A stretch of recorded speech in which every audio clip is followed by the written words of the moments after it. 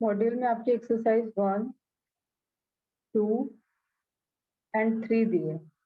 अब इन तीनों एक्सरसाइज से आपको कंप्लीट करना है प्लाज्मा मेम्ब्रेन से रिलेटेड क्वेश्चन। वही मैं पूछ रही हूँ, आपके तीनों एक्सरसाइज से कंप्लीट हो गई या सिर्फ एक्सरसाइज 1 से?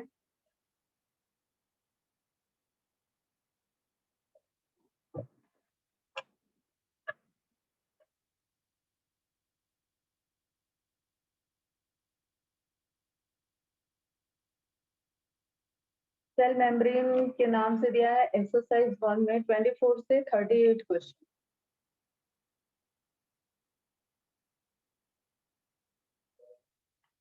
देन आपको एक्सरसाइज 2 में किसी बॉर्डर से मतलब हेडिंग देख के नहीं मिलेगा, आपको पढ़ने पड़ेंगे सारे क्वेश्चन।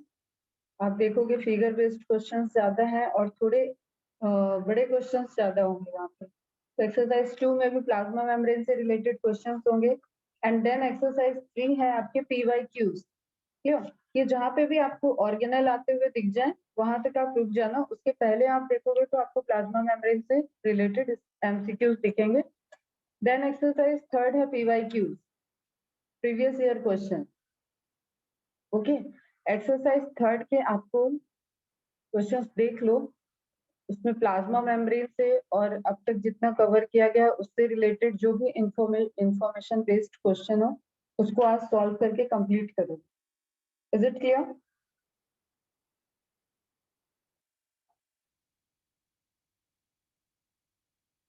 तो ये रहेगा आज का होमवर्क।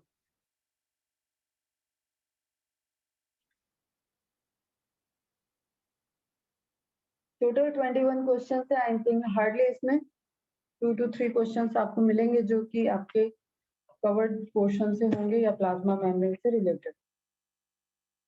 इज इट क्लियर बच्चा? आज डेट कितनी है? 5 अगस्त।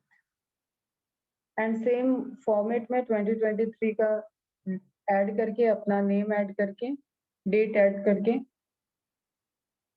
5 अगस्त आप सबमिट कर देंगे PDF। और एकदम अटेंटिव रहो, यहाँ के कोई भी क्वेश्चंस आपसे ऐसे नहीं होने चाहिए जो नहीं बने। ओके, यहाँ के भी नहीं होने चाहिए, यहाँ के भी नहीं होने चाहिए, बट ये PYQs हैं, मतलब previous year question. Previous year question, सभी क्वेश्चंस में आप देखोगे ब्रैकेट में ईयर मेंशन है और एग्जाम का नेम मेंशन है। तो इनको कंप्लीट कर लेना बेटा।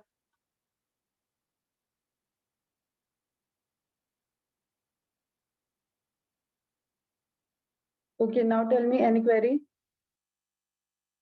Any query up to covered portion? Osmosis, endoosmosis, exoosmosis, diffusion, difference between osmosis and diffusion. ये जो भी चीजें हम बोल रहे हैं ये सबको सबकी चीजें क्लियर है। Transportation, active transport, passive transport, facilitated passive transport, carrier protein, channel protein.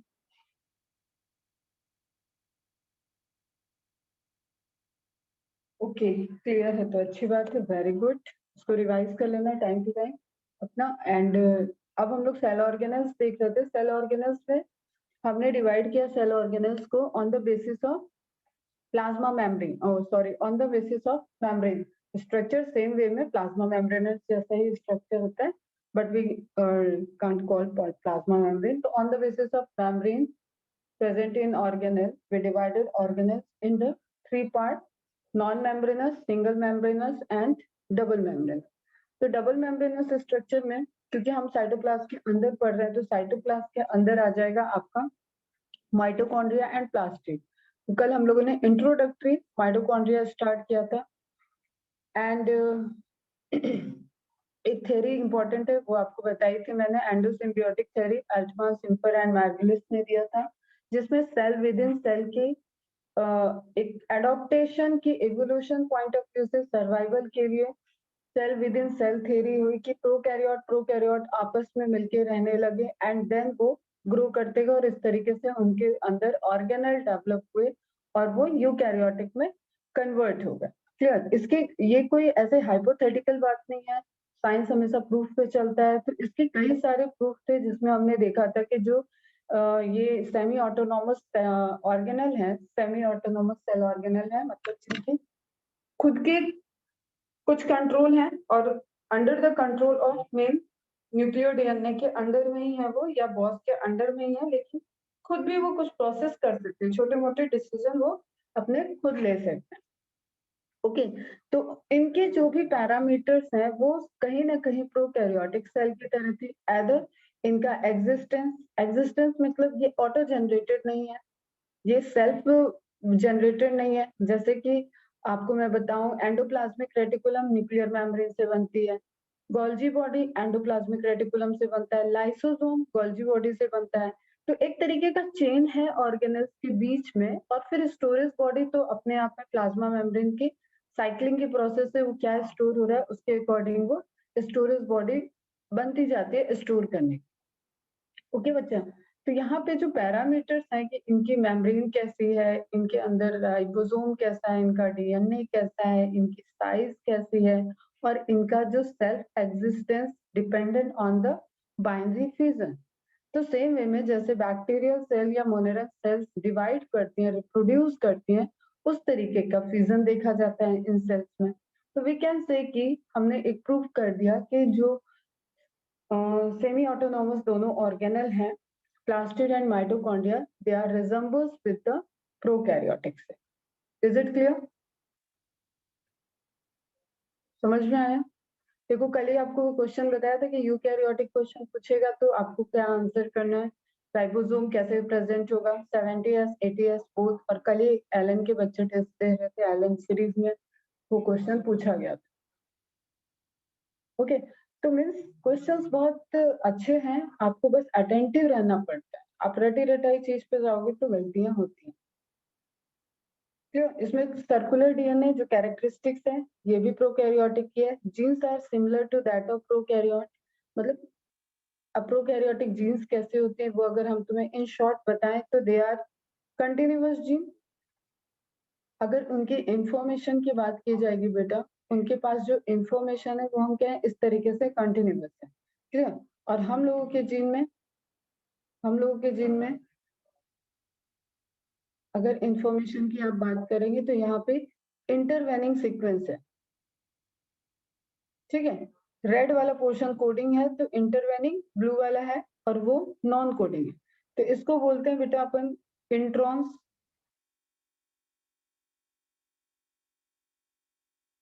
Introns, clear. And this is exons, मतलब एस लगा दिया मैंने तो दो सीक्वेंस ले लेते हैं। Okay, exons and introns, but यहाँ पे क्या है, यहाँ पे आपको कंटिन्यूअस दिख रहा है, दैट इज एक्सॉन। मतलब एक कंटिन्यूअस इंफॉर्मेशन होती है और हम लोगों में इंटरवेनिंग इंफॉर्मेशन होती है, और इस इंटरवेनिंग को जब स्प्लिट आउट करके डीएनए, मतलब बताएंगे, चलो हम बताएंगे, इसको बाहर निकालेंगे जब ये स्प्लिट आउट हो जाएंगे और आपकी कंटिन्यूअस एक रेड लाइन बनेगी, तभी इंफॉर्मेशन एमआरएनए में प्रोसेस हो सकती है। Are you getting my point? सारे ब्लू पार्ट को निकालना पड़ता है, ठीक है। तो आप continuous information, it is like that कि सेम वे में आपके नोटबुक में आपने 2 पेज लिखा, 2 पेज खाली छोड़ दिया, फिर 2 पेज लिखा, फिर 2 पेज खाली छोड़ दिया, फिर 2 पेज लिखा, 1 पेज खाली छोड़ दिया, तो कैसा हो जाएगा ना कि आपकी इंफॉर्मेशन लिखी है फिर ब्लैंक, फिर इंफॉर्मेशन फिर ब्लैंक। तो डीएनए के ऊपर हमारी इंफॉर्मेशन लिखी हुई है, ओके। ये इंफॉर्मेशन इंटरप्टेड है, लेकिन प्रोकैरियोट में ऐसा नहीं है। और सेम वे में जो माइटोकॉन्ड्रियल डीएनए है या प्लास्टिड डीएनए है उसमें भी इस तरीके का स्ट्रक्चर नहीं है। तो genes are similar to that of prokaryotes and very different from that of eukaryote. अब अपनी मशीनरी कैसे काम करती है, अगर तुम्हें सबमिट करना होगा वो रजिस्टर, तो तुम कैसे करोगे, जैसे जैसे कुछ मार्क्स मिलने वाले हैं, तो अगर एग्जामिनर को पता ही नहीं कि आपने 2 पेज छोड़ के लिखे हुए हैं, या चलो पेज नंबर और बढ़ा देते हैं 6-7 पेज, क्योंकि एक दो तो ऐसे पलट के देख लेते हैं, तो आगे की रिटन इन्फॉर्मेशन जो है, जो गैप के बाद है, वो चेक ही नहीं होगी। तो आप कॉपी सबमिट करने के टाइम क्या करोगे, या तो वहाँ पीटीओ का सिंबल दे दो, जो कर सकते हो, ठीक है, या तो आप उन पेजेस को टेयर अप कर दो, उन पेजेस को हटा दो, तो आपकी सारी इंफॉर्मेशन अब कंटिन्यूअस हो जाएगी। सेम वे में यूकैरियोटिक इंट्रॉन्स रिमूव हो जाते हैं एंड एक्सॉन्स आपस में सभी बाइंड कर जाते हैं। Is it clear? ये यूकैरियोटिक का नेचर है, ऐसा हमारे मेन डीएनए में देखते हैं, लेकिन माइटोकॉन्ड्रियल डीएनए और क्लोरोप्लास्ट में एक्सॉन्स कंटिन्यूअस है। ओके बच्चों, अब एक टेबल है बड़ा प्यारा सा, क्योंकि कंपैरेटिव आपको समझना है कि इसमें प्रोकैरियोटिक, यूकैरियोटिक, इंपॉर्टेंट टेबल है, clear? Prokaryotic, eukaryotic and mitochondrial and chloroplast, ये थोड़ी हायर बुक का टेबल है। तो आपको बस इतना ध्यान रखना है कि यहाँ पे कंपैरेटिव आप स्टडी कर लो, सारा नोट डाउन करने की आपको नीड नहीं, सिर्फ आप एक बार स्टडी कर लोगे तो आपको दिखेगा कि देखो, जैसे साइज की बात करें तो साइज माइटोकॉन्ड्रिया का, क्लोरोप्लास्ट का कंपैरेटिवली टू प्रोकैरियोटिक के बराबर ही है। एब्सेंट न्यूक्लियर एनवेलप, एब्सेंट, अंदर डीएनए है लेकिन न्यूक्लियर एनवेलप नहीं है, ठीक है। Single circular with no nucleosome, यही डीएनए इसके अंदर भी प्रेजेंट है। Golgi apparatus, within cells, cell के अंदर कोई ऑर्गेनल प्रेजेंट नहीं होता है प्रोकैरियोट में। सेम वे में माइटोकॉन्ड्रिया और क्लोरोप्लास्ट के अंदर कोई ऑर्गेनल नहीं है लेकिन राइबोसोम्स प्रेजेंट है। ओके, कोई अदर कंपार्टमेंट वाले ऑर्गन नहीं है, ये भी सिमिलर गया। एंडोप्लाज्मिक रेटिकुलम, अब ये सारे ऑर्गेनल ही हैं, यहाँ पे भी एब्सेंट, यहाँ पे भी एब्सेंट। माइटोकॉन्ड्रिया एब्सेंट, अब इसकी तो कोई बात ही नहीं है, क्योंकि हम माइटोकॉन्ड्रिया के अंदर देख रहे हैं ना, क्लोरोफिल की भी कोई बात नहीं करनी है। फिर हमें राइबोसोम पैरामीटर को देखना है, क्लियर? ये भी है, यहाँ पे भी प्रेजेंट है। तो आप देख रहे हो कि कुछ यहाँ पे मैंने एडिशनल सिर्फ प्रोकैरियोटिक और माइटोकॉन्ड्रिया पे ही फोकस किया है, क्योंकि ऑलरेडी हम लोग प्रोकैरियोटिक यूकैरियोटिक कंपैरेटिव तो पढ़ ही चुके हैं। Is it clear? तो ये सब पूरा थियोरेटिकली प्रूव्ड है कि ये स्ट्रक्चर जो है ये cell within cell adaptation को शो करते हैं and they are symbiotic in nature, ठीक है। जैसे माइटोकॉन्ड्रिया ने बोला तुम मुझे फूड दो, मैं तुम्हें एनर्जी दूंगा, बदले में मैं तुम्हें तुम्हारे जो फूड में एनर्जी स्टोर है उसको ब्रेक डाउन कर, तुम मुझे शेल्टर, ठीक है, तो मेरा न्यूट्रिशन देखो, मैं तुम्हें एटीपी कन्वर्ट करके दूंगा। तो माइटोकॉन्ड्रिया क्या बन गया इसी तरीके से, power house of the energy. Chloroplast ने क्या कहा, तुम मुझे एंजाइम्स दो, तुम मुझे सपोर्ट दो, तुम मुझे रहने की जगह दो, मैं तुम्हें फोटोसिंथेसिस करूंगा, करके दूंगा। मेरे पास बहुत ही मैजिकल मैकेनिज्म है जिसमें मुझे कोई भी एक्सटर्नल एनर्जी सोर्स की नीड नहीं है। I am direct dependent on the sun rays. Sun rays से जो ओपन सोर्स है एनर्जी का, उसको मैं लेता हूँ और मैं मैजिकल वे में उसको केमिकल एनर्जी में कन्वर्ट करके तुम्हारे लिए फूड बना सकता हूँ। ओके बच्चा, तो इस तरीके से सिम्बियोटिक एसोसिएट्स मतलब बोथ आर बेनिफिट। तो माइटोकॉन्ड्रिया में फोकस करते हैं आगे। Okay, this structure is powerhouse of the cell, पढ़ा होगा छोटी क्लास में भी, बहुत खुशी खुशी पढ़ते हैं बच्चे, फास्ट लिखते हैं एकदम, पहला लाइन यही लिखते हैं। Okay, powerhouse of the cell cellular metabolism में इन्वॉल्व होगा। सेल के अंदर इसके अपने कंपार्टमेंट में भी मेटाबॉलिज्म चलेगी एंड सेल में भी मेटाबॉलिज्म चल रही है, रिएक्शंस होंगे। इट मींस कि यहाँ पे एंजाइम्स प्रेजेंट होंगे बेटा, डिफरेंट डिफरेंट लोकेशन। स्ट्रक्चर जो है इसका बड़ा फाइन से स्ट्रक्चर है, बहुत ही, जैसे कहते हैं ना कि आपने अपने घर में एक रूम बनाया और बहुत स्पेशल रूम बनाया, तो ये किस टाइप का है, स्पेशल रूम टाइप का, कि हाँ ये वाला रूम स्पेशल है, इसमें बड़ी बड़ी इंपॉर्टेंट चीजें हैं। इसको डबल मेम्ब्रेन देना है, इसकी बाउंड्री देना है, इसकी सिक्योरिटी अच्छी रखनी है हमें, ताकि कभी भी घर में कोई थीफ एंटर करे तो इस रूम तक, लास्ट तक पहुंचे। सेम वे में समझ लो सेल के अंदर की भी दुनिया है, उसने अपने माइटोकॉन्ड्रिया को सेव कर रखा है, तो उसने एक प्रोटेक्टिव आउटर कवरिंग दे दी और एक इनर कवरिंग दे दी उसको। तो double membrane structure, outer and inner membrane, clear? अभी हम क्रिस्टी पे आते हैं। इनर मेम्ब्रेन के फोल्ड को क्रिस्टी कहते हैं, देखते हैं उसको one by one. Found in both plant and animals, ठीक है। तो यूकैरियोटिक की कैरेक्टरिस्टिक्स है mitochondria, without mitochondria there is no eukaryotic cell. कोई भी यूकैरियोटिक सेल को आप विदाउट माइटोकॉन्ड्रिया नहीं देख सकते हो। आपको जो भी प्रोसेस करना है, जो एटीपी का प्रोडक्शन होगा, that is dependent on the mitochondrial reaction. Okay, इसलिए both plant and animals, fungi, इन सभी में mitochondria present. Very active cell, have more mitochondria. Upstream way में अगर आपको एटीपी का प्रोडक्शन हाई चाहिए, एटीपी ज्यादा चाहिए, एनर्जी बहुत जा रही है, तो उस सेल में क्या होगा, माइटोकॉन्ड्रिया के नंबर हाई होंगे। क्लियर? जैसे कुछ मसल्स हो गई, कुछ आपका हार्ट की मसल्स हो गई, दे आर कंटिन्यूअसली फंक्शनिंग। ठीक है, दे आर कंटिन्यूअसली फंक्शनिंग, मतलब from the birth, in fact before the birth in mother वॉर्म, हार्ट वहीं से फंक्शन करना स्टार्ट कर दिया, वहीं से बीट कर रहा है, एंड देन आपके डेथ पॉइंट तक, मतलब किसी भी बंदे के डेथ पॉइंट तक ही हार्ट बीट करेगा। ठीक है, मतलब हार्ट रुका तो डेथ।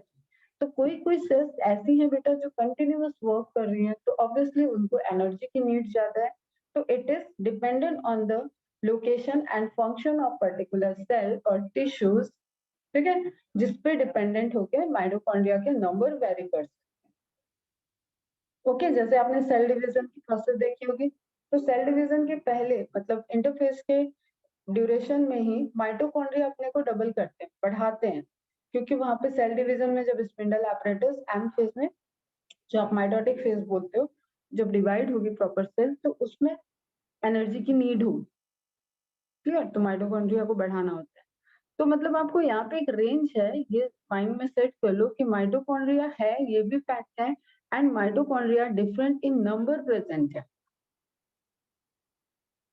ठीक है, और स्ट्रक्चर में भी कुछ कुछ वेरिएशन होता है, किस तरीके से अरेंजमेंट है उनका, वो वेरिएशन होता है।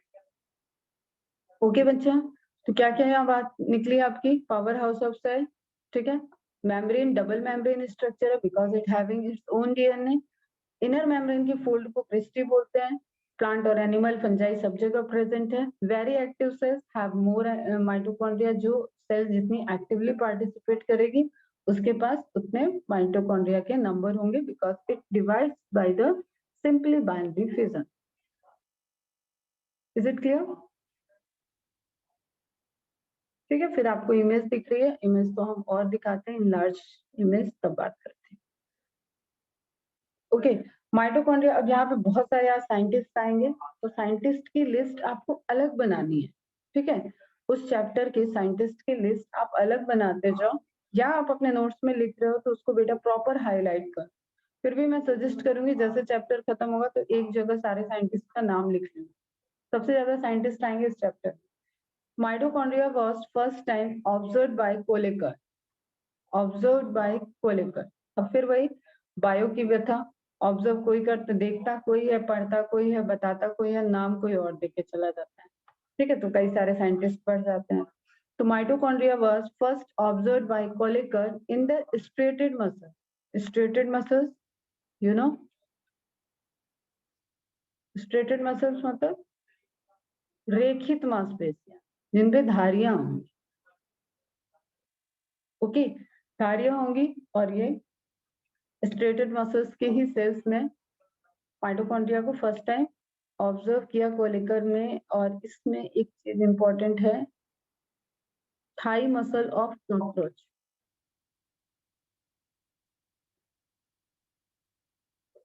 बट द क्रेडिट, आगे दूसरे scientist of discovery goes to Flemming and Altmann. तो क्वेश्चन पे ध्यान देना। ठीक है, डिस्कवरी का क्रेडिट किसके पास है, एल्टमान एंड फ्लेमिंग के पास, एंड ऑब्जर्व किसने किया है, कोलिकर। तो इन्होंने कहीं ना कहीं इनके नॉलेज को ही पुट ऑन करके, इनको रीड करके आगे बढ़े होंगे। फ्लेमिंग कॉल्ड, लेकिन अभी तक देखो माइटोकॉन्ड्रिया नहीं आया, टर्म माइटोकॉन्ड्रिया नहीं आया, तो और साइंटिस्ट याद रखना पड़ेगा अपने को। Flemming called it fila. ठीक है, अल्टमान दो हैं, दोनों अलग अलग नाम दे रहे हैं अपना अपना। Called it bioplast.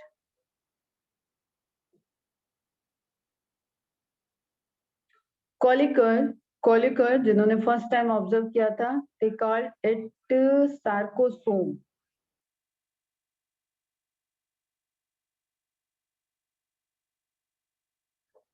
अब बेंडा जी का नाम पूछता ही नहीं है, क्योंकि ये सबको याद रहता है। ये साइंटिस्ट भूल जाते हैं बच्चे, ये तो याद ही रहेगा। जो हम माइटोकॉन्ड्रिया बोलते हैं, that is proposed by the Benda. Okay बच्चा, क्लियर है? तो यहाँ पे आप साइंटिस्ट की लिस्ट बना लो, स्क्रीनशॉट ले लो, फिर नोट डाउन कर लेना, नोट्स कंप्लीट करना।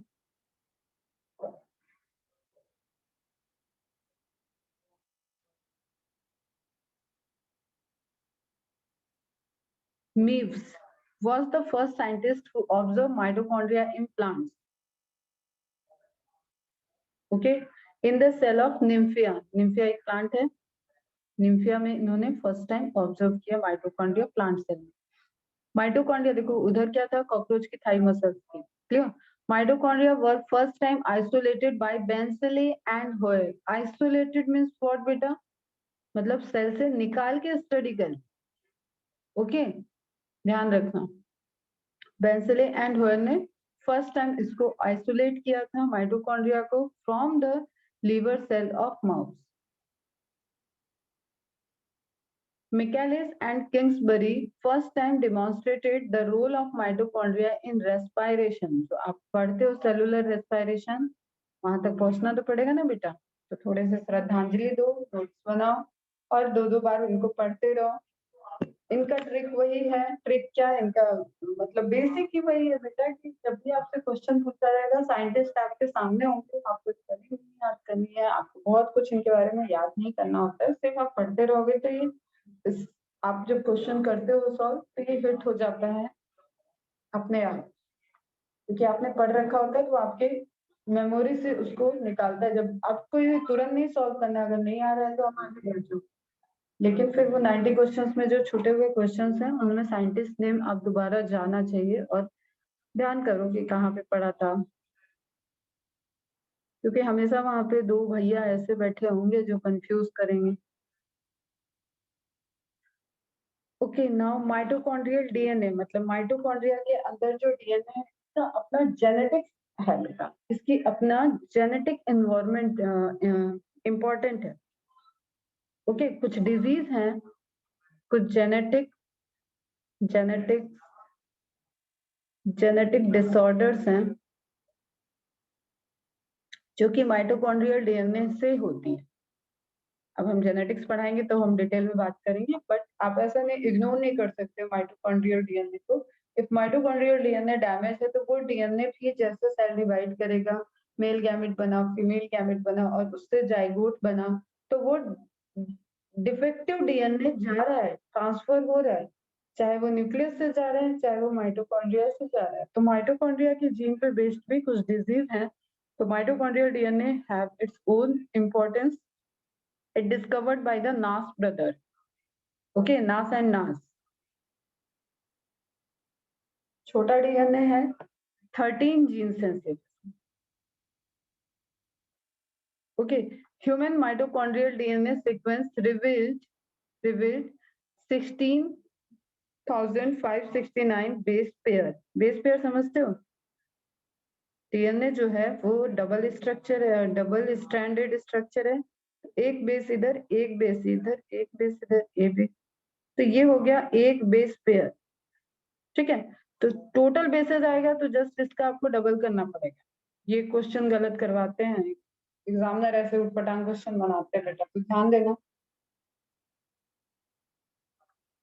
पेयर लिखा है ना बेटा, क्वेश्चन पूछेगा टोटल नंबर ऑफ बेसिस और ऑप्शन में ये दिया होगा, आप सिर्फ यही ध्यान में है आपको तो आप गलत कर दोगे। टोटल नंबर ऑफ बेसिस पूछेगा तो ये जो मैंने आपको बताया ना, एक इस स्ट्रैंड पे है एक इस स्ट्रैंड पे है। जैसे आप जानते हो ना ए और डी के बीच में बॉन्डिंग होती है, जी एंड सी के बीच में बॉन्डिंग होती है, तो एटी एक नाइट्रोजनस बेस पेयर हो गया, जी एंड सी एक नाइट्रोजनस बेस पेयर होगा, लेकिन एक्चुअली में यहाँ कितने नाइट्रोजनस बेस, 4, ठीक है, तो वही बात है। इनकोडिंग 37 टोटल जीन्स, ठीक है, टोटल जीन्स कितने हैं 37 इंफॉर्मेशन। माइटोकॉन्ड्रिया के और भी कई सारे नाम हैं, chondriosome, chondriomite, fila vermicula, plastochondria. Chondriosome, soma means होता है body, soma means body, okay, soma means body, chondriosome, chondriomite, fila vermicula and plastochondria, और माइटोकॉन्ड्रिया आप जान ही रहो।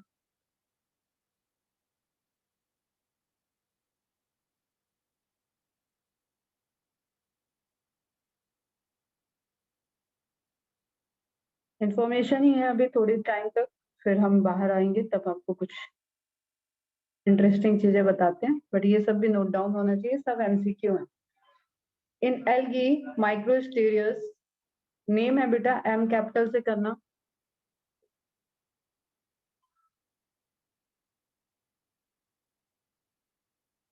माइक्रोस्टेरियस, there is one mitochondria in a cell, एक सेल के अंदर एक mitochondria. In protozoa Chaos, Chaos भी बोलते हैं, प्रोटोजुआ चाउस, क्लियर। प्रोटोजुआ है, चाउस, ऊपर एल्गी है, वो प्लांट हो गया। सेकंड पॉइंट में प्रोटोजुआ है। In Chaos cell 5 lakh mitochondria are present, and you know protozoa कैसे होते हैं बेटा, कैसे है, unicellular, multicellular. Protozoa are included into protista and they are unicellular eukaryote. Yes बेटा, करेक्ट, क्लियर। एक सेल के अंदर 5 लाख माइटोकॉन्ड्रिया, सोचो कितना एक्टिविटी रहता होगा उसको कितनी एनर्जी की नीड होगी। रीनल टिब्यूल हम लोगों की बॉडी में कहाँ होती है बेटा, रीनल मीन्स होता है kidney, renal means kidney, hepatic means liver.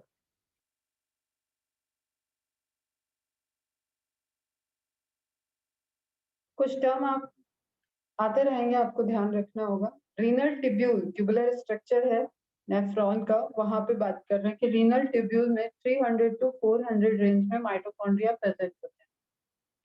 ये अल्ट्रा फिल्ट्रेशन, यूरिन का फॉर्मेशन यहाँ पे चल रहा होता है, वहां की सेल्स जो होती हैं उसमें एक सेल के अंदर 300 to 400 माइटोकॉन्ड्रिया प्रेजेंट रहेंगे। लीवर सेल को भी बहुत सारा काम रहता है बेटा, लीवर हमारा बहुत एक्टिव ऑर्गन है, क्लियर। इवन आपके आपके बॉडी के, मैं एक चीज बताऊं आपको, आपके बॉडी का जितना भी टॉक्सिक टॉक्सिक आपने जो जो लाइफ में गलत गलत चीजें खाई पी ना बेटा, उसका सबसे सीधा इम्पैक्ट लीवर पे पड़ता है। आपके बॉडी को डिटॉक्सिफाई कराने वाला ऑर्गन जो है वो है लीवर। तो इसके भी बहुत सारे प्रोसेस हैं। ये अपना नीचे वाला जो पूरा जीआईटी वाला पोर्शन है ना, गैस्ट्रो इंटेस्टाइनल ट्रैक, इंटेस्टाइन वगैरह, स्टमक, इन सब के ब्लड को ये चेक करता है कि आपने क्या खाया, वो पहले इसके पास जाएगा एंड देन उसके बाद पूरी बॉडी में वो सर्कुलेट होगा। ओके, तो डिटॉक्स मटेरियल को ये यहाँ पे एब्जॉर्ब करता है। जैसे किसी ने अल्कोहल लिया है तो अल्कोहल स्टमक से डायरेक्टली एब्जॉर्ब होके ब्लड में, उसको स्मॉल इंटेस्टाइन तक आने की नीड नहीं है, अल्कोहल को डाइजेस्ट होने की नीड नहीं है वहां पे, तो डायरेक्टली स्मॉल इंटेस्टाइन के आने के पहले फूड तो आगे जा रहा है, लेकिन अल्कोहल स्टमक से ब्लड में, ब्लड से लीवर में चला जाता है, उसको डिटॉक्स करता है लीवर, इससे उस पर इम्पैक्ट जल्दी लीवर डैमेज होता है। जो लोग बहुत एक क्रॉनिक अल्कोहलिक लोग होते हैं, कई सालों साल से अल्कोहल ले रहे हैं, तो उनका लीवर डैमेज होता है। ठीक है, तो लीवर सेल लिखा है, लीवर सेल को बोलते हैं हेपेटोसाइट, हेपेटोसाइट। ओके, इसमें आपको रेंज दिया हुआ है 1000 से 1600 माइटोकॉन्ड्रिया। स्पर्म मतलब मेल गैमेट, मेल गैमेट को भी बड़ी मेहनत करनी पड़ती है, क्लियर, ट्रैवल करना है। तुमने वो फनी वीडियो शायद देखा होगा कि बहुत सारे मेल गैमेट, बहुत सारे स्पर्म्स रेस कर रहे हैं और एक कहीं जाके फ्यूज करेगा एक एग की मेम्ब्रेन में, और एग की मेम्ब्रेन पॉलीफर्टिलाइजेशन को प्रिवेंट करती है, इसलिए एक स्पर्म जैसे ही उसके पास एंटर करेगा वहां पे केमिकल चेंजेस होते हैं और मेम्ब्रेन डेंस हो जाती है। ठीक है, ये सब भी मैकेनिज्म आपको पढ़ना है, अभी मैं इसलिए बता रही हूँ ताकि आपको ये याद रहे। तो वो जो रेस लगानी है स्पर्म को स्पर्म से, तो उसके लिए उसको एनर्जी चाहिए। तो स्पर्म्स के नेक वाले पोर्शन में, स्पर्म में हेड नेक टेल होता है, तो नेक वाले पोर्शन में माइटोकॉन्ड्रिया होते हैं जिनके नंबर 20 to 25 होते हैं। तो सिंगल सेल के अंदर number of mitochondria 20 to 25। Okay, the mitochondria system of a cell is called chondriosome. Chondriome, soma नहीं, सोम तो माइटोकॉन्ड्रिया को बोलते हैं, कॉन्ड्रियोम।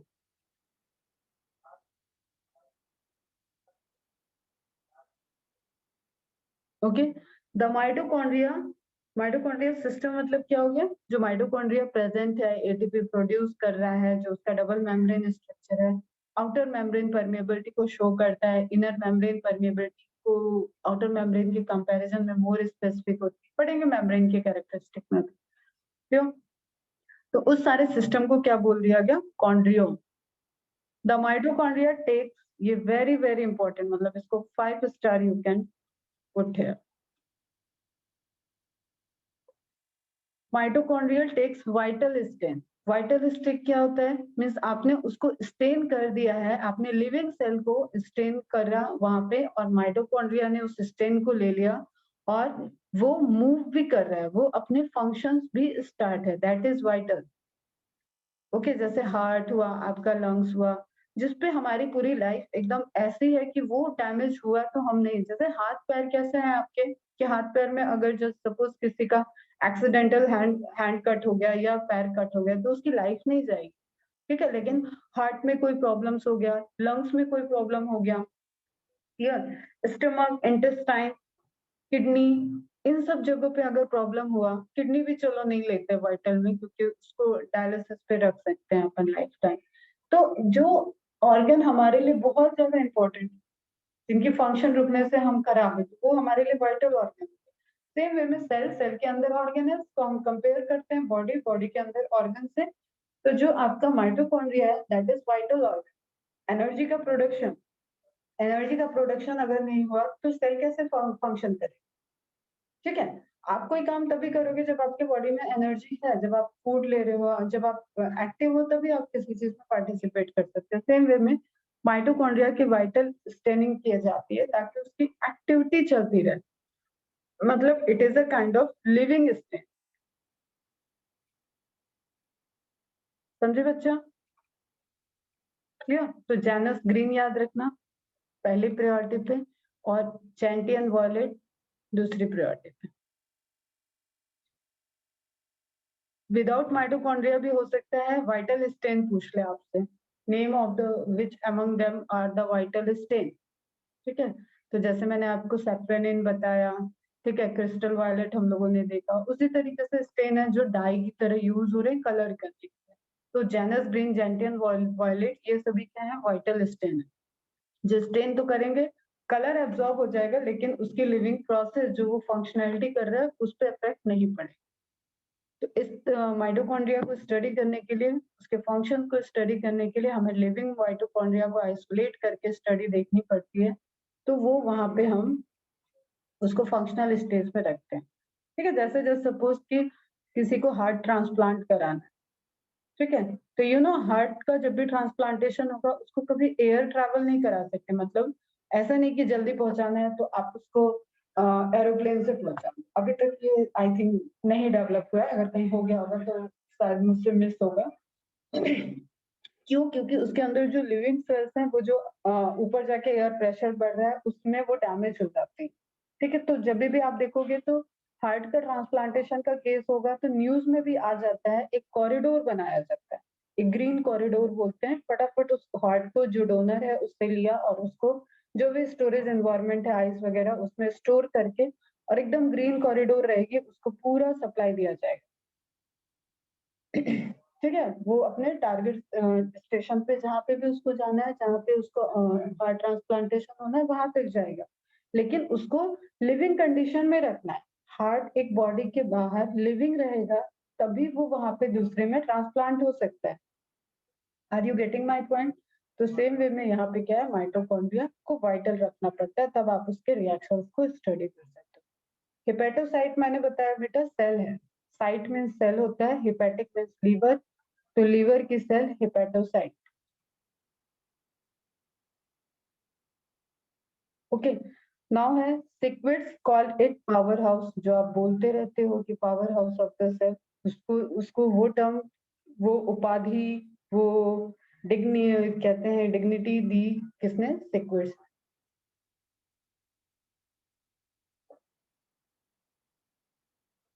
ओके, डेजिग्नेशन कह लो।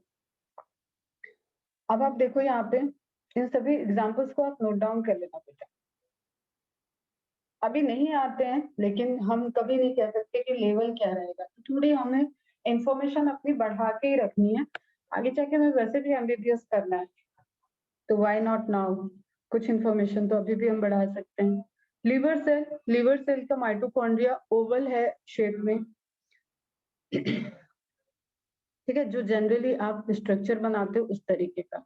Liver cell oval mitochondria with numerous cristae. चलो अब क्रिस्टी 2 बार आ चुका, बात कर लेते हैं जरा क्रिस्टी पे।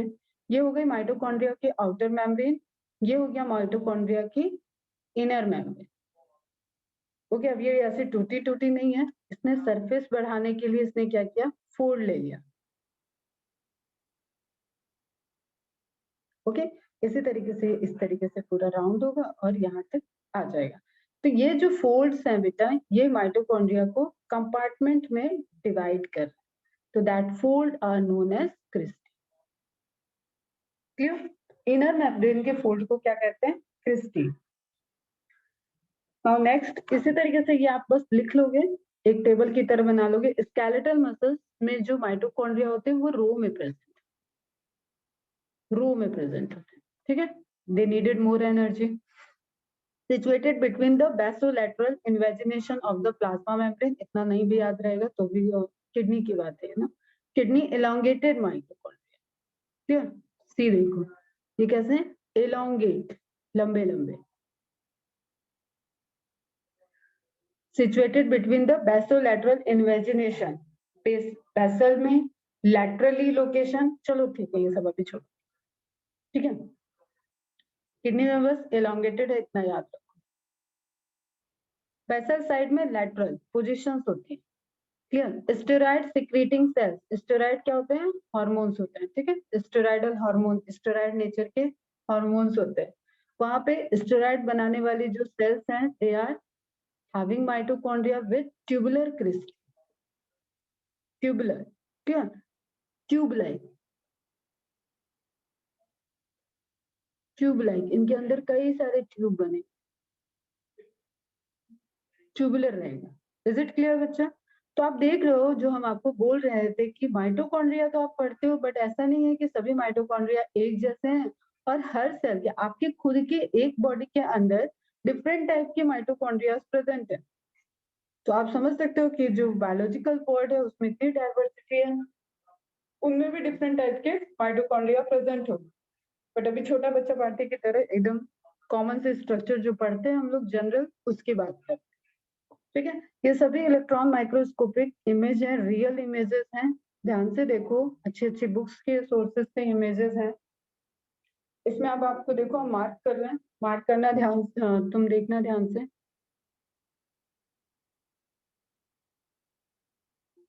पहले मैं मार्क कर रही हूँ आउटर मेम्ब्रेन,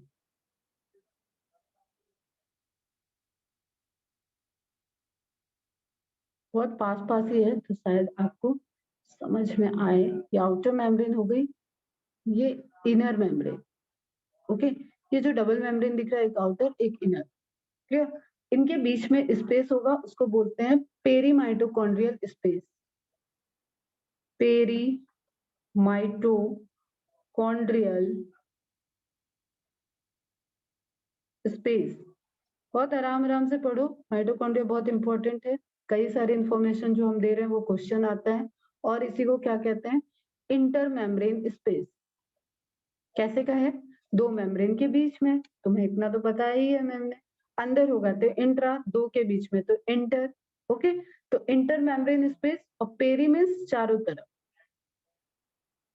ओके, तो मेम्ब्रेन माइटोकॉन्ड्रिया के चारों तरफ ये स्ट्रक्चर प्रेजेंट है, पूरा स्ट्रक्चर बाउंडेड है माइटोकॉन्ड्रिया। दो मेम्ब्रेन है तो चारों तरफ वो स्पेस प्रेजेंट होगा बेटा, तो हो गया वो perimitochondrial space, and that is very important place with the respect of cellular respiration.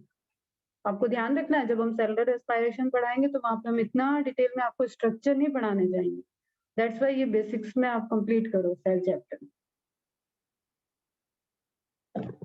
Okay, plant physiology में आपके चैप्टर है सेलुलर रेस्पिरेशन। तो इनर मेम्ब्रेन, चलो एक बार पूरी लेबलिंग देख लेते हैं।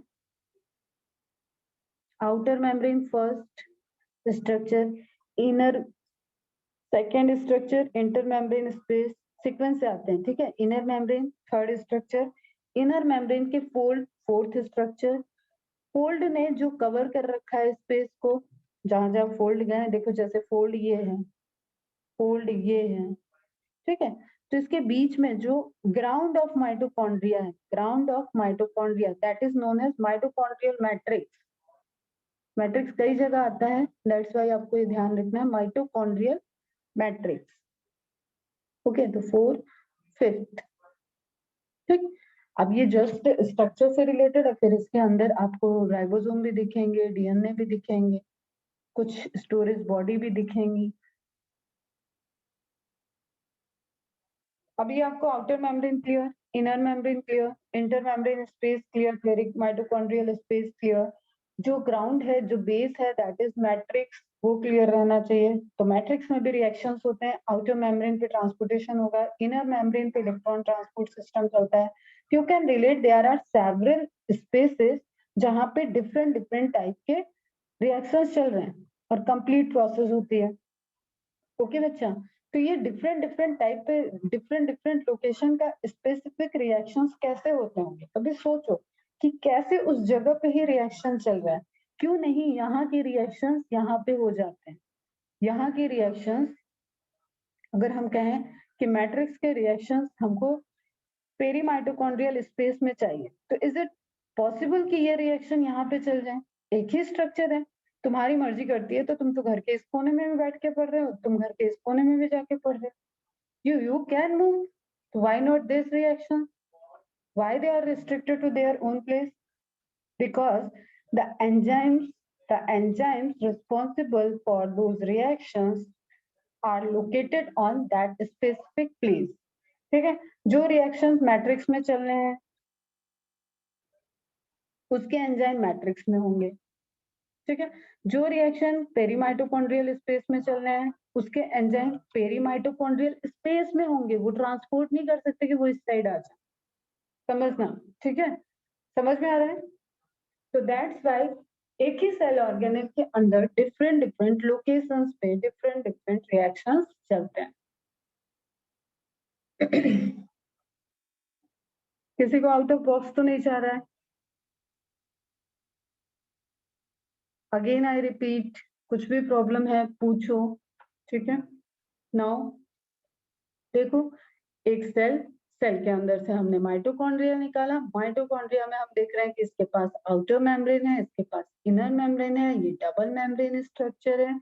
इनर मेम्ब्रेन में हमने देख रहा है कि कुछ कुछ फोल्ड्स हैं जिसको हम क्रिस्टी कह रहे हैं, क्लियर। दोनों मेम्ब्रेन का नेचर अलग होता है, वो थेरी पार्ट से देखते हैं, और ये जो पर्पल से दिखा रहे हैं वो उसकी मैट्रिक्स बच गई। आउटर मेम्ब्रेन और इनर मेम्ब्रेन के बीच में जो है दैट इज पेरीमाइटोकॉन्ड्रियल स्पेस।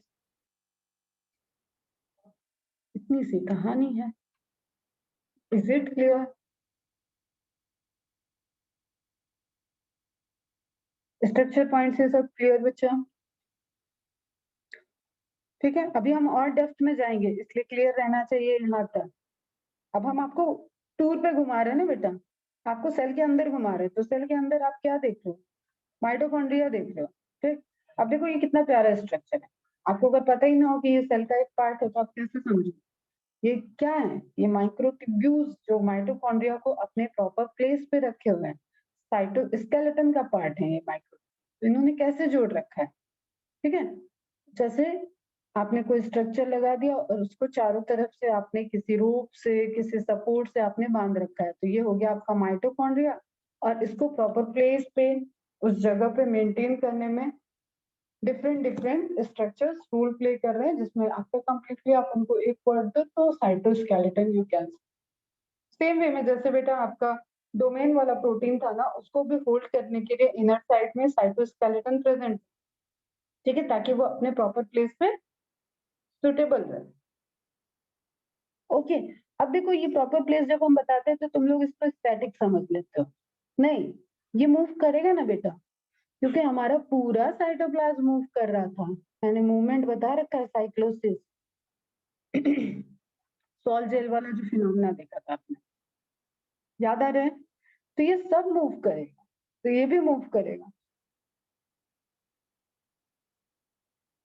ठीक है। तो प्लाज्मा मेम्ब्रेन के नीचे दिखाया हुआ है एंडोप्लाज्मिक रेटिकुलम पूरा, क्योंकि वो न्यूक्लियस तक रहेगा, तो बस ऐसे शो किया आपको। राइबोसोम्स प्रेजेंट हैं, उसके बाद माइक्रोफिलामेंट एंड इंटरमीडिएट फिलामेंट दिख रहे हैं आपको, फिर बड़े बड़े जो दिख रहे हैं that is microtubule blue colour के। तो पूरा तीनों ही मिलके क्या बनाते हैं, साइटोस्केलेटन बनाते हैं। इन सभी ने इसको होल्ड कर रखा है और प्रॉपर प्लेस पे इसको सिचुएट कर रखा है।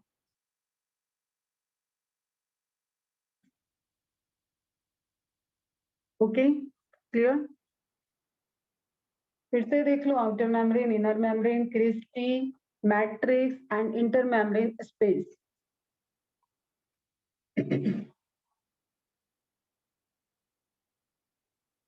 The mitochondria is bound by double unit membrane where each membrane is 60 angstrom thick। Thickness है जो मेम्ब्रेन की थिकनेस है, मतलब मेम्ब्रेन अपना बायोलिपिड लेयर लेके चल रहा है यहाँ पे भी, और उस बायोलिपिड लेयर की थिकनेस, आपकी प्लाज्मा मेम्ब्रेन की थिकनेस कितनी थी फटाफट बता दो। प्लाज्मा मेम्ब्रेन की थिकनेस कितनी थी?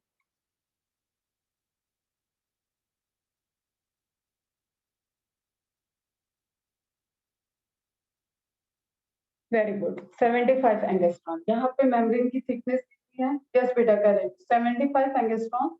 यहाँ पे मेम्ब्रेन की थिकनेस कितनी है? 60 एंगस्ट्रॉम, मतलब 60 एंगस्ट्रॉम की आउटर मेम्ब्रेन, 60 एंगस्ट्रॉम की inner membrane. These two membranes are separated by perimitochondrial space या intermembranous space, also called outer chamber। Chamber point of view से पूछा जाएगा तो आउटर चैम्बर का है, माइटोकॉन्ड्रिया का ही आउटर चैम्बर। मतलब माइटोकॉन्ड्रिया के अंदर कौन सा स्पेस है? एक तो मैट्रिक्स हो गया बेटा, इनर चैम्बर हो गया बेटा जो क्रिस्टी डिवाइड कर रही है, और एक आपका ये स्पेस हो गया। तो perimitochondrial space is also known as outer chamber.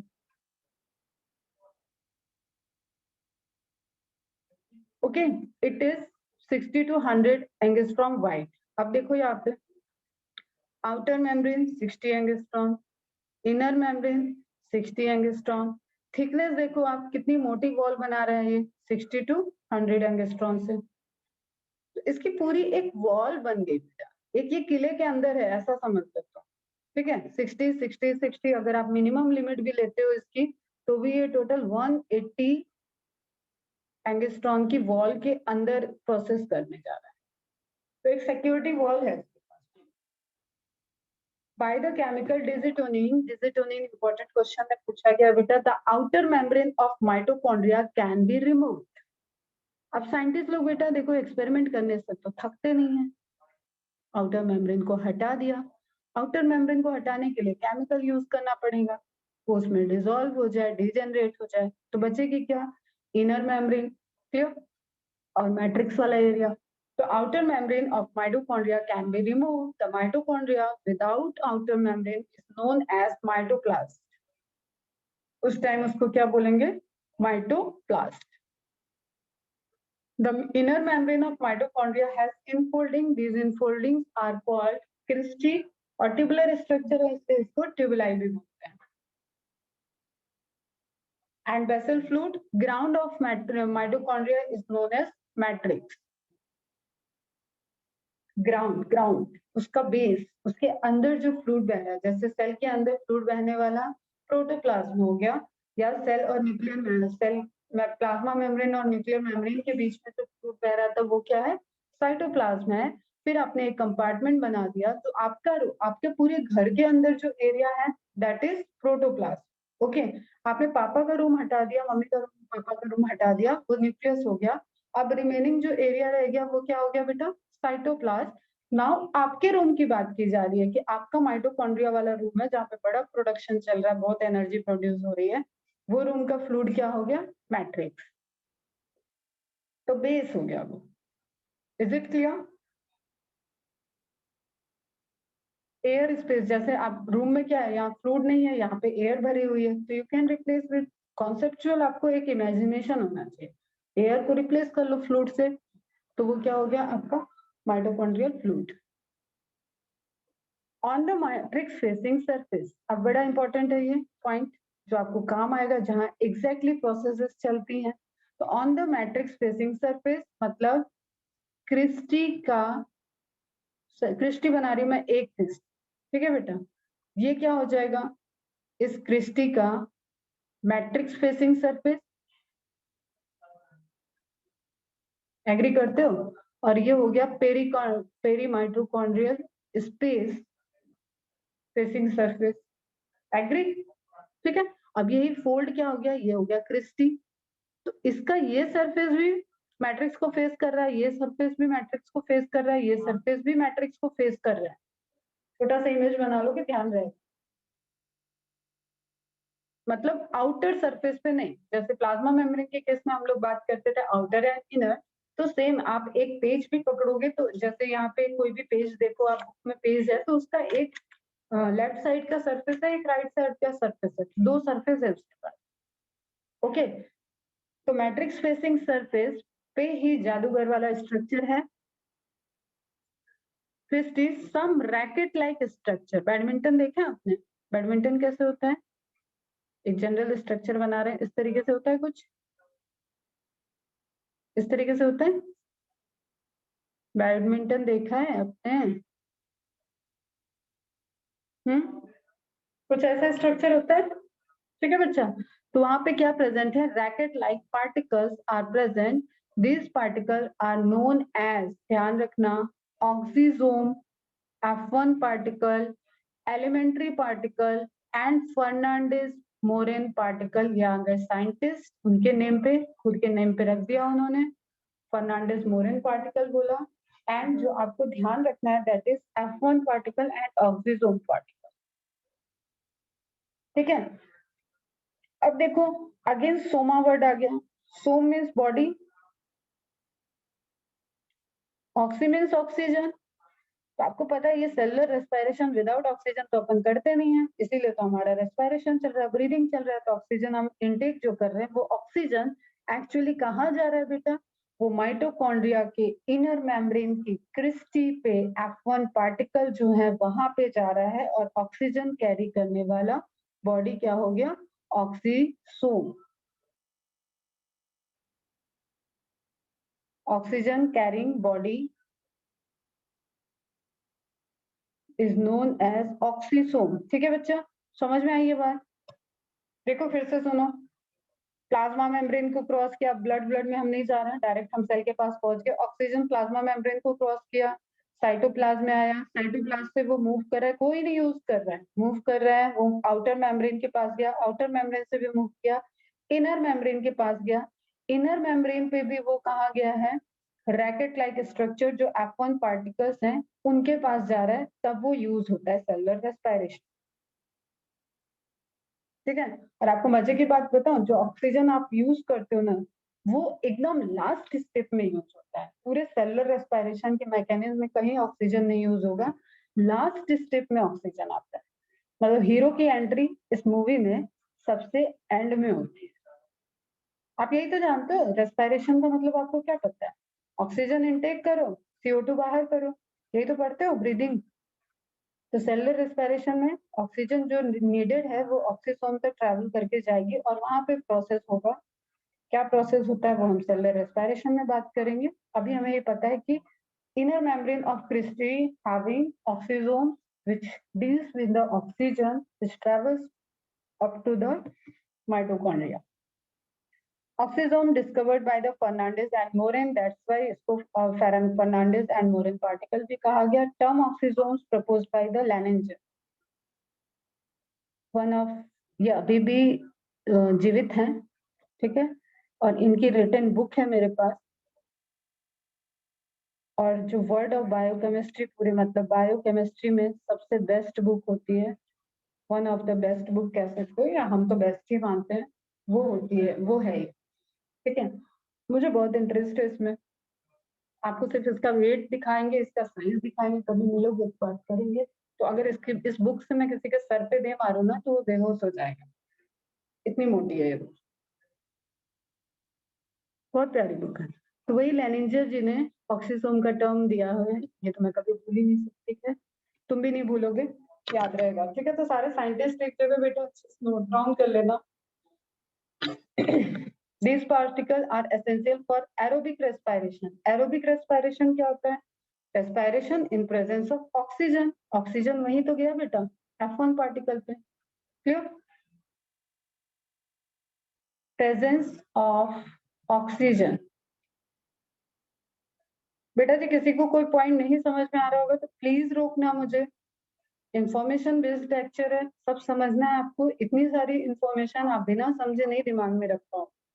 तो एरोबिक मतलब in presence of oxygen, air के प्रेजेंस में जो रेस्पिरेशन होता है that is aerobic. In absence of oxygen that is anaerobic.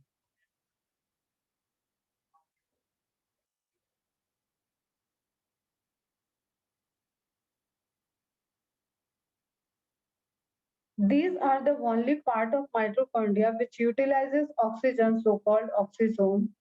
These particles possess ETS. जो आप electron transport chain, electron transport system पढ़ते हो वो यहीं पे प्रेजेंट होता है। Last step of aerobic respiration is ETS। Aerobic respiration के स्टेप पता है आपको? Glycolysis, glycolysis, then Krebs cycle, then आपका आता है ETS। ETS वो जगह है जहां पे आपने ये जो एनर्जी यहाँ पे ब्रेक डाउन हो रही है और जो मॉलिक्यूल बन रहे हैं, इन सारे मॉलिक्यूल के कन्वर्जन में जो ग्लूकोज से स्टार्ट होके जो डिफरेंट डिफरेंट मॉलिक्यूल बने, उन सभी से जो एनर्जी निकली है, स्टोर हुई है, उन सभी को यहाँ पे कन्वर्ट करके फाइनली ATP बनाया। ओके, तो सबसे लास्ट स्टेज के मतलब ये 3 स्टेप हो गए, 1, 2, 3। इटसेल्फ ये सभी क्या है? मल्टी स्टेप प्रोसेस है। सिर्फ ग्लाइकोलिसिस की बात करो आप तो यहाँ पे 10 स्टेप्स हैं। तो मल्टी स्टेप प्रोसेस है। इन मल्टी स्टेप प्रोसेस के भी सबसे एंड प्रोसेस में मतलब थर्ड के सबसे एंड स्टेप में ऑक्सीजन की एंट्री होती है।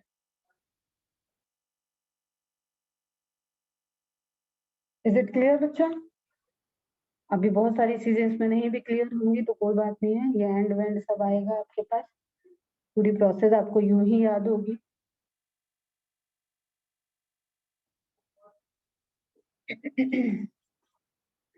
तो इलेक्ट्रॉन ट्रांसपोर्ट सिस्टम, और ये हमेशा आपको एरोबिक में ही दिखेगा, एनारोबिक में नहीं दिखेगा। सब स्क्रीनशॉट लेते रहो, ठीक है। इन ऑक्सीसोम्स एंजाइम एटीपी प्रोड्यूस करने वाला एंजाइम कॉम्प्लेक्स, जैसे मैंने आपको प्रोटीन चैनल बताते वक्त भी बताया था कि there are some complex channels जिसमें कई सारे प्रोटीन्स इन्वॉल्व होंगे और तब वो एक चैनल बनेगा आपके मेम्ब्रेन पे। तो ऐसे ही चैनल में एक चैनल है एटीपेज जहाँ पे एटीपी की सिंथेसिस होती है। Clear? In oxysome enzymes, ATPase is present, which is discovered by Racker. भर भर के साइंटिस्ट आएंगे आज, 10-15 साइंटिस्ट हो गए होंगे, सब बढ़िया से लिख लेना बेटा। Oxysomes perform ETS and utilizes oxygen produced of ATP. That's why it is oxidative phosphorylation. Production of ATP is known as phosphorylation.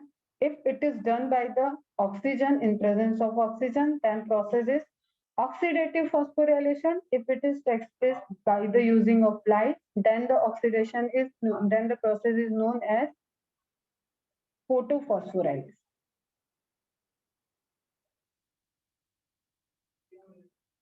Okay, जो आपसे हम बात करेंगे फोटोसिंथेसिस के टाइम। तो ATP production by using the oxygen, the process is oxidative phosphorylation. In mitochondrial matrix, 70S ribosome, 2 to 6 circular DNA, various enzymes, and several mineral ions, manganese, magnesium, calcium ion are present.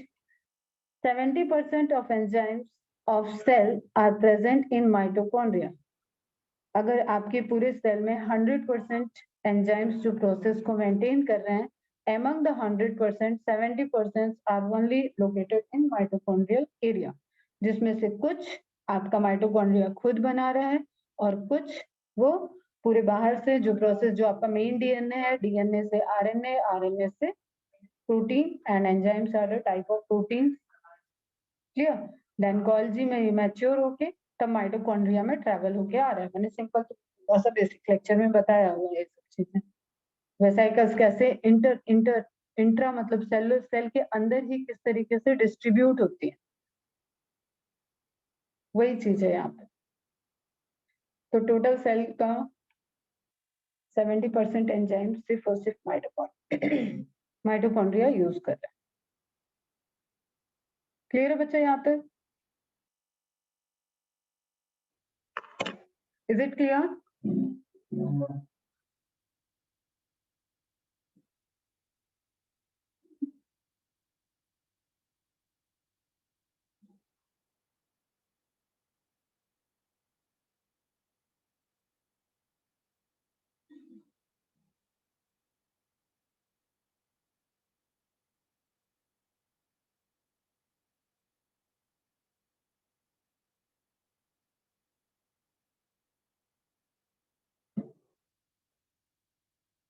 सबको clear है?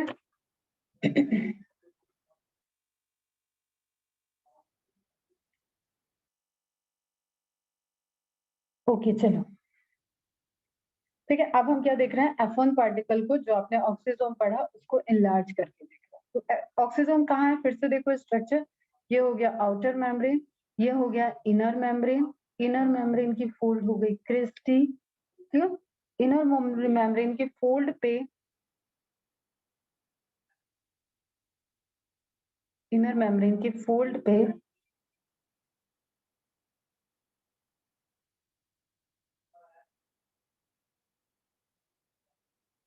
समझ में आया कहाँ पे present है।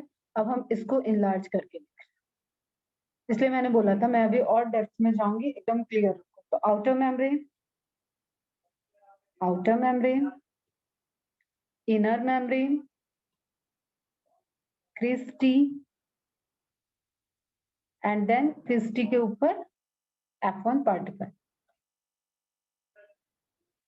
ठीक है। जिस F1 पार्टिकल पे जिस F1 इंडर मेम्ब्रेन स्पेस पे, वहां पे आपके स्ट्रक्चर प्रेजेंट है जिसको आप कलेक्टिवली बोल रहे हो ATP synthase complex. Is it clear बच्चा? ठीक है। Schematic diagram of ATP synthase complex from mitochondria, उसका पार्ट ही हो गया आपका एटीपी सिंथेज पार्टिकल। ओके, तो एटीपी सिंथेज में आपको कुछ चीजें बहुत ध्यान रखनी है। अगेन जैसे मैंने आपको सीलिया के पास एक रिंग लाइक स्ट्रक्चर बताया था, या फ्लैजेला के बेसल पोर्ट में आपको रिंग लाइक स्ट्रक्चर बताया जो रोटेट करने में हेल्प करेगा। सेम वे में आपको एक रोटेटरी मशीनरी यहाँ पे दिखेगी जो कि F0 F1 पार्ट में डिवाइड है। ये वो F1 नहीं है जो आप ऑक्सीजोम के लिए यूज कर रहे हो, ये आप एटीपी सिंथेज कॉम्प्लेक्स को डिवाइड कर रहे हो F1 और F0। 0 मतलब नीचे, तो जो मेम्ब्रेन में धसा हुआ पोर्शन होगा वो क्या हो जाएगा बेटा आपका F0 नीचे की तरफ। F1 मतलब कोई भी फर्स्ट रैंकर है वो ऊपर रहेगा, तो जो मेम्ब्रेन में उभरा हुआ पोर्शन बाहर की तरफ रहेगा। और ये कहाँ पे बेटा, ये इनर मेम्ब्रेन है, ये इनर मेम्ब्रेन है। इनर मेम्ब्रेन के फोल्ड दिखाया अभी मैंने क्रिस्टी, और ये इसका क्या हो जाएगा, पेरी माइटोकॉन्ड्रियल स्पेस को फेस करने वाला एंड हो जाएगा। Is it clear? ठीक है। अगेन देखो आप मेम्ब्रेन जिस तरीके से आपने पढ़ रखा है उसी तरीके से प्रेजेंट है, लिपिड की लेयर प्रेजेंट है यहाँ पे। अब सारा गेम जो प्रोटोमोटिव फोर्स होता है, केमी ऑस्मोटिक थ्योरी बोलते हैं, केमी ऑस्मोटिक थ्योरी, केमी ऑस्मोटिक थ्योरी, जिस थ्योरी से H+ आयन कंसंट्रेशन हाई हो जाता है किसी भी साइड में, ठीक है। जैसे ये आपका वर्क कर रहा है आपका माइटोकॉन्ड्रिया, तो इसमें H+ आयन का कंसंट्रेशन हाई होगा, एंड उस H+ आयन के मूव करने से, मतलब जो एक पोटेंशियल रहता है ना, मैंने बताया पॉजिटिव और निगेटिव चार्ज रहता है प्लाज्मा मेम्ब्रेन पे, ठीक है। तो ये मेम्ब्रेन क्या है, पोटेंशियली एक्टिव है, क्लियर। H+ जैसे ही मूव करेगा ये डिस्टर्ब होगा, और इसे disturb, it is like a tug of war. आप दो तरफ से रस्सी खींच रहे हो, दोनों तरफ से दोनों टीम ने फोर्स लगा रखा है, ऐसा लगेगा दोनों इक्वल है, तो कुछ देर तक ऐसे लगेगा कि अरे ये तो कोई ना जीत रहा है ना हार रहा है, क्लियर। तो वो रस्सी आपको स्टैटिक लगेगी, लेकिन ऑल ऑफ सडन कोई बदमाश जाए और उसको कैंची से कट कर दे रस्सी को बीच से, तो देखो ए टीम एक तरफ, बी टीम दूसरी तरफ, ये इधर ये इधर, दोनों अपने अपने अपोजिट डायरेक्शन में गिर जाएंगे। क्यों? क्योंकि उस रस्सी में एक फोर्स था, उस रोप में एक फोर्स था जिसको दोनों टीमें खींच रही थी, इसको कट किया हमने, तो उस फोर्स की वजह से ही वो फोर्स दिखा, उस फोर्स की कितनी वैल्यू है वो हमें पता चला जब बी टीम पूरी इधर लुढ़क गई और ए टीम पूरी इधर लुढ़क गई। ओके, तो खैर इन सब में बहुत अभी नहीं हम उलझाते हैं तुम्हें, तो समझो। तो वही जो एनर्जी निकल रही है उसको एटीपी के फॉर्म में कन्वर्ट कर दिया जाता है, एडीपी और इनऑर्गेनिक फॉस्फेट आके बाइंड करते हैं and it converted into ATP. इसलिए इस कॉम्प्लेक्स को क्या बोलते हैं? ATP synthase complex. ओके, देखो यहाँ पे ADP plus PI converted to ATP. कुछ क्वेश्चन इससे आते हैं, वो क्वेश्चंस नोट डाउन कर लो, मतलब वो पॉइंट्स नोट डाउन कर लोगे, कौन सी रिंग, कौन सा चैनल, कैसा प्रोटीन। ठीक है, ATP is a large protein, has two components, F1 on the matrix side, देखा क्योंकि मैंने बताया ये आपका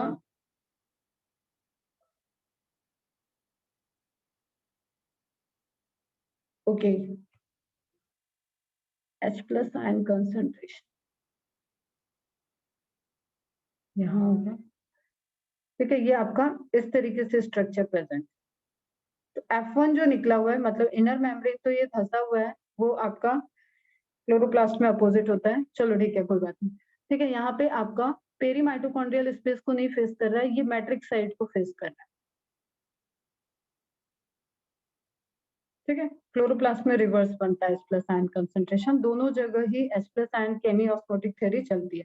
तो ATPase is a large protein and has two component, F1 on the matrix side and F0 आपका सेम वे में जैसा बताया इनर मेम्ब्रेन ऑफ माइटोकॉन्ड्रिया में धंसा हुआ पोर्शन है। माइटोकॉन्ड्रियल F1 हैज 9 सब unit composed of 5 different types of protein chain। ये क्या है? प्रोटीन चेन है, क्योंकि जो भी चैनल होगा वो प्रोटीन्स का बना होगा। इनको बोलते हैं alpha, beta, gamma, delta, epsilon. Alpha, beta, gamma, delta, epsilon. ठीक है, तो 3 alpha, 3 beta, gamma, delta, epsilon, 1 1 3 3 6 1 7 1 8 1 9, 9 सब यूनिट होगी आपकी। अब ये हम पढ़ाएंगे बेटा आपको प्रोटीन्स, तब आपको समझ में आएगा। There are different chain of protein, clear, जिनको डिफरेंट डिफरेंट उनके स्ट्रक्चर के अकॉर्डिंग हम उनको अल्फा, बीटा, हेलिक्स और इस तरीके से डिफरेंट डिफरेंट टाइप्स में डिवाइड कर देते हैं। तो यहाँ पे आपको सिंपल ये याद रखना है कि 9 पॉलीपेप्टाइड की यूनिट है, जिसमें 3 अल्फा है, 3 बीटा है, गामा है, डेल्टा है एंड एप्सिलॉन F1 में। And F0 complex is composed of 3 subunit A, B, C, clear? A, B2 and C 10 to 12।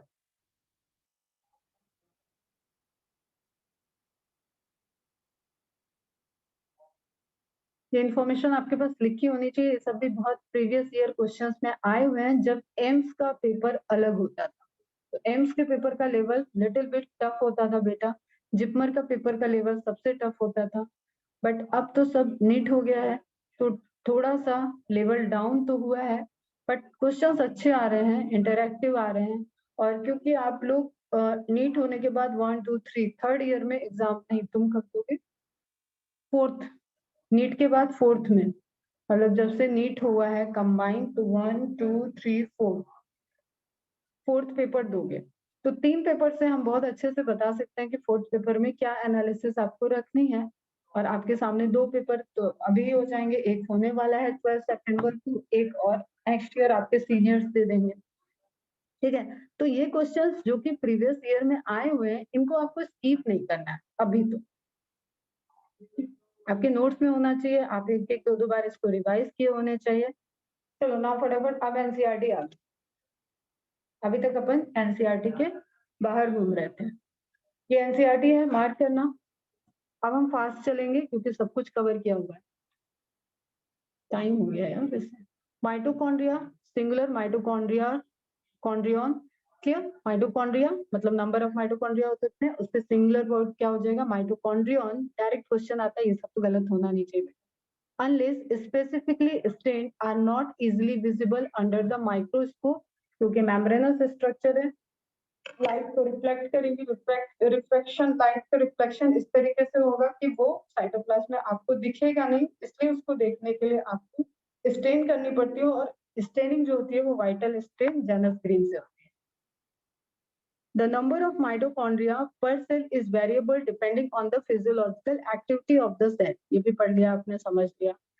Physiological activity क्या है कि वो किस तरीके की फिजियोलॉजी को परफॉर्म कर रहा है, कहाँ की सेल है, लीवर की सेल है, हार्ट की सेल है, लंग्स की सेल है, मसल्स की सेल है, उसके अकॉर्डिंग उसकी फिजियोलॉजी, उसके काम बढ़ गया तो उसके माइटोकॉन्ड्रिया के नंबर बढ़ गए, बट मतलब चेंज हो गया। In terms of shape and size also, देखा इसका पूरा, इसी सब चीजों की डिटेल आप देखते हो, जो हम डिटेल एनसीईआरटी के बाहर ले जाते हैं आपको, तो आप इन्हीं लाइन की एक्सप्लेनेशन देखते हो।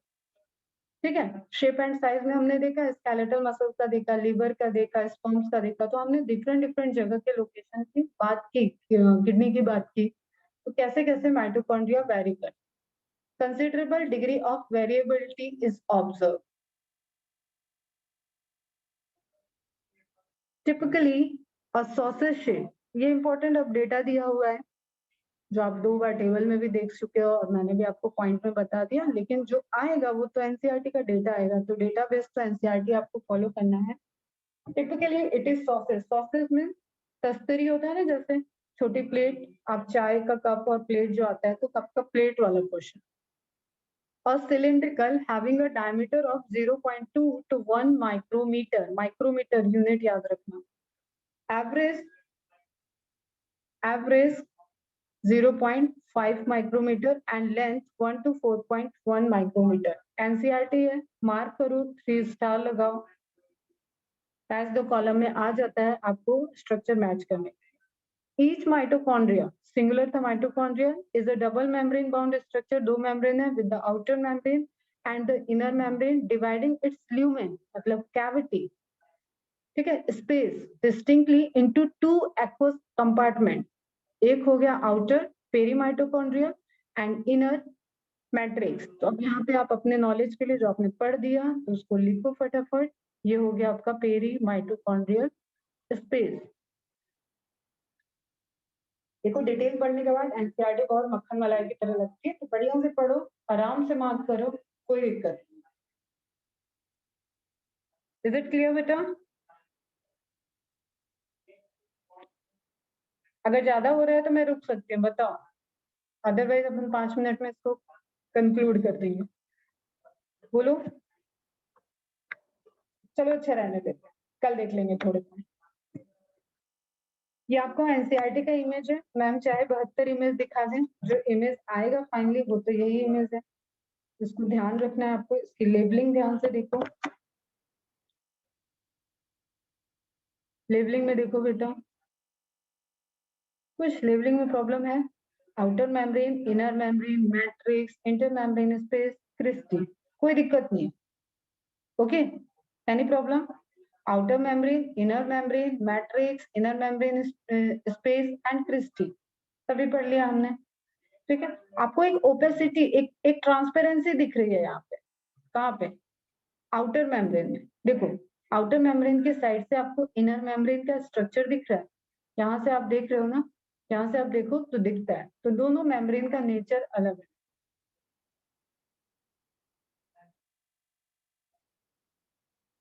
ठीक है। The inner membrane, inner compartment is filled with a dense homogeneous substance called matrix, देखा आपने, मैट्रिक्स फ्लूइड जिसको बोल रहे थे, बेस बोल रहे हो, ग्राउंड लेवल बोल रहे हो, ग्राउंड स्ट्रक्चर बोल रहे हो, that is matrix. The outer membrane forms the continuous limiting boundary of the organelle. Outer membrane continuous है, inner membrane fold था, inner membrane forms a number of infolding called the cristae, clear, singular crista towards the matrix, that's why it is infolding, अंदर की तरफ fold है। The cristae increases the surface area, the two membrane surface area पढ़ा ना, वही same way में आप अपनी मुट्ठी को बंद करो और मुट्ठी खोल दो, तो जो फिंगर आपके उसी स्पेस पे आए, उसी जगह पे, उसी बाउंड्री पे आपकी फिंगर निकल गई, तो इन फिंगर से आपके एरिया का, उस एरिया पे सरफेस एरिया बढ़ गया। The cristae increases the surface area, The two membrane have their own specific enzyme associated with mitochondrial function. ये भी कहानी आपको क्लियर है. डिफरेंट फंक्शन हमने तो बात कर ली कि आउटर मेम्ब्रेन के, इनर मेम्ब्रेन के, माइटोकॉन्ड्रिया के, मैट्रिक्स के, सबके फंक्शंस अलग अलग. And mitochondria are the site of aerobic respiration, ये भी देख लिया हमने. They produce cellular enzyme energy in the form of ATP, hence they call powerhouse of the cell.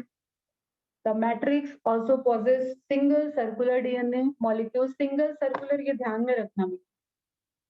Single circular, ये इस NCERT के पॉइंट से फिक्स कर दिया इन्होंने. अभी मैंने तुम्हें कई सारे 2 to 7 सर्कुलर डीएनए भी बताया हुआ है, 2 to 5 भी बताया हुआ है. तो सिंगल मतलब नंबर में 1, नंबर 1 इन नंबर, 1 इन नंबर, न कि सिंगल स्ट्रैंडेड. ये गलती करते हैं बच्चे. That is double stranded DNA. तो डीएस डीएनए ही है लेकिन नंबर में 1 है, ये कह रहा है. Single circular DNA molecule, a few RNA molecule, ribosome 70S, and the component required for the synthesis of proteins. ठीक है, मतलब राइबोसोम होगा, जैसे प्रोकैरियोट में प्रोटीन सिंथेसिस हो रही थी, उस तरीके से जो भी एसेसरी चीजें चाहिए राइबोसोम को, वो सब यहाँ पे प्रेजेंट होगा. The mitochondria divide by the fission, जो आपने सबने देख लिया कि किस तरीके से सेल विद इन सेल के लिए ये पॉइंट भी इंपॉर्टेंट था. तो ये हो गया आपका एनसीईआरटी से माइटोकॉन्ड्रिया कवर. कल देखेंगे लास्ट डेट. कुछ भी कंफ्यूजन हो, I am here for you. Message करो, डिस्कस करो एंड एमसीक्यूज करो बेटा. पहले फर्स्ट प्रायोरिटी देना है प्लाज्मा मेम्ब्रेन से रिलेटेड सारे एमसीक्यूज कंप्लीट कर लो. उसके बाद अगेन अब आप आ जाओ माइटोकॉन्ड्रिया से रिलेटेड एमसीक्यूज करो. तो ये कंप्लीट हो, ये कल कर लेना. ओके, चलो बाय बाय, टेक केयर. मैं मैसेज कर देती हूँ, थोड़ा लेक्चर आपको 5 मिनट ज्यादा का गैप मिल जाएगा. ओके, चलो बाय बेटा.